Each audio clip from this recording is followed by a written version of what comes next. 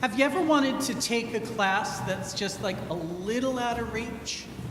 Maybe you wanted to sign up for a 200-level survey course, but you found yourself in a 400-level seminar? But you like the subject, so you worked really hard that whole semester. You were taking notes, you were reading the outside material, memorizing every fact. And then the professor holds a review session, and you realize that while you learned a bunch of things, you didn't grasp the course's big concept. So that's what the disciples were up against in today's gospel. So in John's account of the Last Supper, there's this whole long talk that Jesus gives starting right after Judas leaves. It's called the Farewell Discourses. And today we heard from the beginning of that talk. Now there are going to be 2 more readings from the discourses between now and Pentecost. So when you hear them, this is how you can imagine. You can set the scene for yourself. So they're sitting in the upper room, a little freaked out about Jesus leaving so suddenly. And then all of a sudden, the tone gets really serious. And Jesus has mentioned a few times before that he will be leaving them, that things are going to be dangerous for him. But now it's starting to get real. And if they've ever tuned out a bit when Jesus is going on about sheep and shepherds and stuff, now was the time to listen. Jesus was talking again about leaving and going up to be with the Father, which they've heard a lot of. The Father who sent me is a frequent refrain in John. But with the whole Judas thing, they're starting to get worried. So starting at the end of chapter 13, we have 3 of the disciples trying to figure out exactly where Jesus was going and exactly how to get there. Peter goes first and comes in hot with, "I would lay down my life for you right now," which is nothing if not on brand for Peter. And Jesus was like, "Not only can you not follow me, you won't be even able to go the night without denying that you know me 3 times.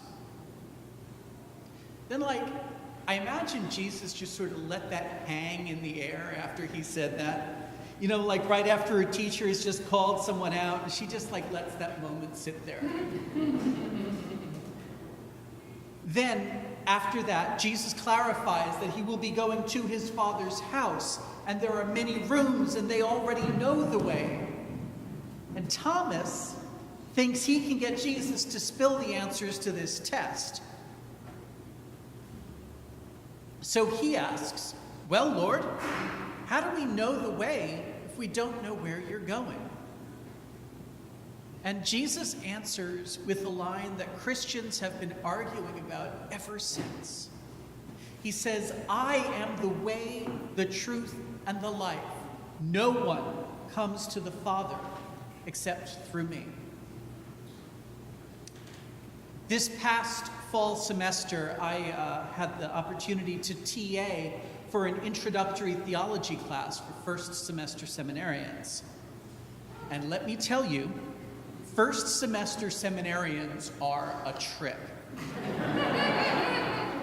So you're there because you're called. No, you are really called. You've had committees of people sign off on your calling. And it's time to say things like, "God has put me exactly where I need to be," and mean it. And God does put them there. And these first semester seminarians do need to be there. But what happens when you come in with that attitude is that you think you know something. Now, generally, you don't think you know everything. I've not seen a student come in who's thought they know everything. But you think you know something until you find out that you don't. Now, I'm not immune to this either. For instance, my first semester at Drew, I knew absolutely for certain that there was a golden age of early Christianity in which women were equal in ministry, and it was only when we became a tool of empire via Emperor Constantine that was lost. And then I read some 2nd and 3rd century church fathers, and I no longer believed that. So, at least, actually at the 8 o'clock, there were like two retired clergy in the congregation, and we were having a little poll, and yes, every single clergy person I've ever spoken to has had a moment like that in seminary. And today we heard a very frequent one, this line, "I am the way, the truth, and the life. No one comes to the Father except through me." For a lot of my students last fall, that was the thing they knew. And so it would happen like this. The professor would give an example of a belief held by a more classically liberal, it was like Enlightenment, 17th, 18th, 19th century, or progressive, like, contemporary Christian, which had a very many paths lead up the same mountain approach to religion. And there would be a very polite hand raised, and someone would gently ask, "Professor, what about John 14:6? Jesus doesn't say there are many ways. Jesus says he is the way." And the professor would stop, engage the student a little, go back to the lecture in which we talked about how there are different paradigms of Christian theology, and then move on. I'm not going to do that here. This is not Theology 501, and that's not what a sermon is supposed to be. But I would like to talk about that verse, because we do hear someone get that answer right today, but it's not Thomas, it's certainly not Philip. They're too busy, looking through their notes from earlier in the semester, trying to see where they went wrong. But God, doing God things, calls someone new to the front of the class. In our first lesson from Acts, we heard the end of the story of St. Stephen, known as Christianity's first martyr. He was also one of the first 7 men selected by the church and then ordained by the apostles as deacons. We don't get to hear the full story of Stephen from the lectionary except on St. Stephen's Day. And if you can find an Episcopal church that holds a service on December 26th, please let me know about it. So the task of these 7 men was to equitably distribute food to all of the widows who were following the way, which is what Christianity was known back then, regardless of where they came from. These men were supposed to be of good standing, full of the Spirit and of wisdom. And if I ever wanted to be disabused of that thought that I had, literally, I looked in the Greek, it does say 7 men. Oh well. Sorry, first semester Brigid. In Acts 6, we are told that Stephen did great wonders and signs among the people, and he riled up folks in the synagogue. But it doesn't say what those wonders and signs were. Now, I'd like to think that ensuring that poor folks have equitable access to food, while somehow not creating categories of more or less worthy poor folks, is a wonder and a sign, and maintaining a system like that would certainly upset people. But Stephen was a deacon, and when the Association of Episcopal Deacons decided on the collective noun for a group of deacons, collective noun being something like a parliament of owls or an unkindness of ravens, they went with a disturbance of deacons.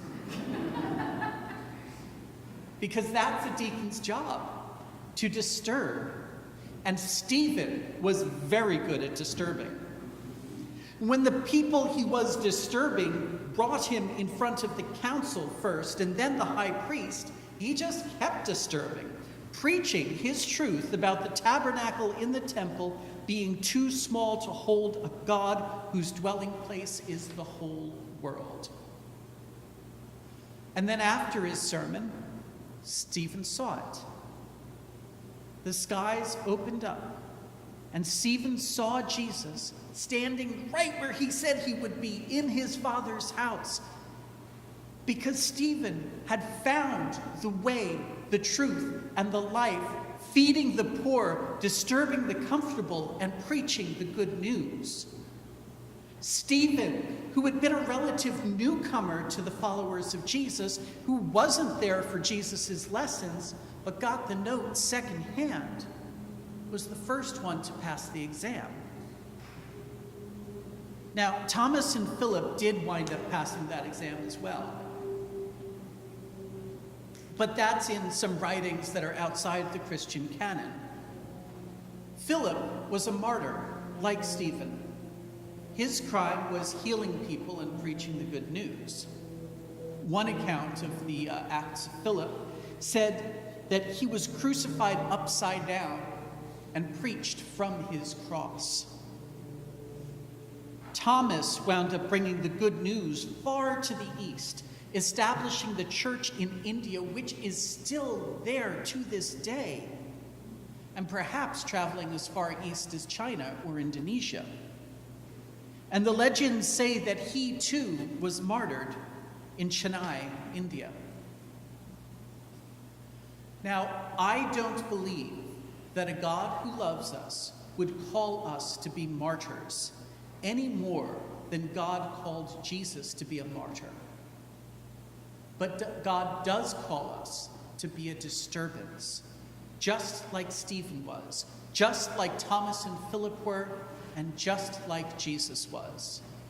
Because Jesus is the way, the truth, and the life, and if we're going to get to the Father, if we're going to have God's kingdom come on earth as it is in heaven, we're going to need a lot more healing, a lot more feeding, and a lot more equitable redistribution of goods and resources, and a lot more disturbance. Amen.